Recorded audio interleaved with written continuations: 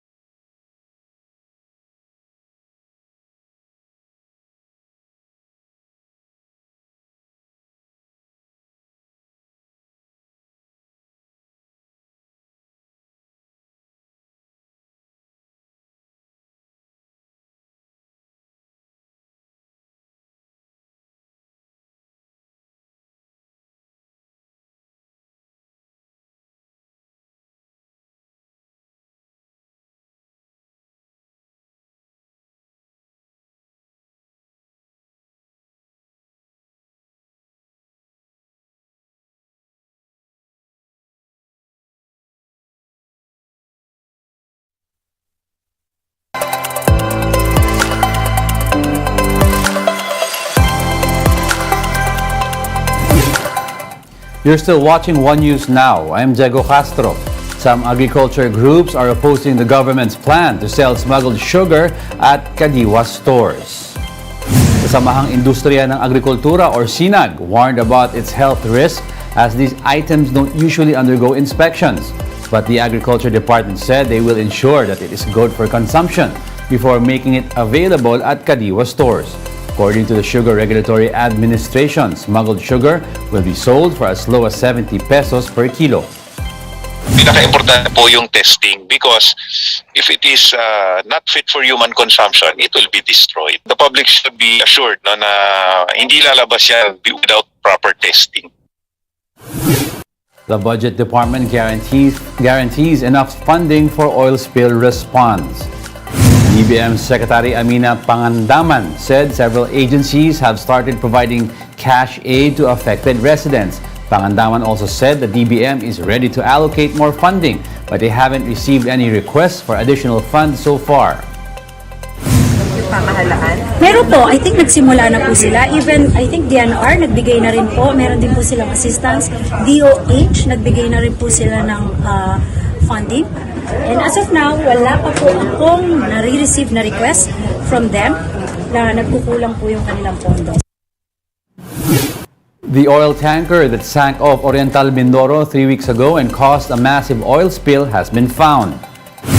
In a post on his social media page, Oriental Mindoro Governor Humirlito Dolor showed footage taken by Japan's remotely operated underwater vehicle of the MT Princess Empress. It's located some 400 meters deep from where it sank off Balingawan Point in Nauhan Town.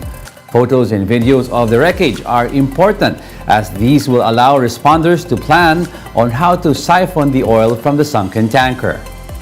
We are combating something that we haven't seen all throughout for 21 days.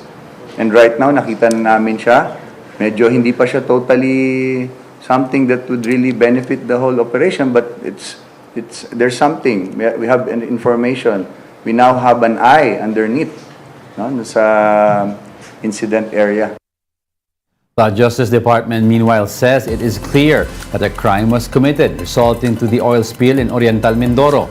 The agency says claimants may even ask for up to 128 million pesos in damages to cover potential civil liabilities of the owner of the sunken vessel. But for now, the DOJ says it's still building up the case.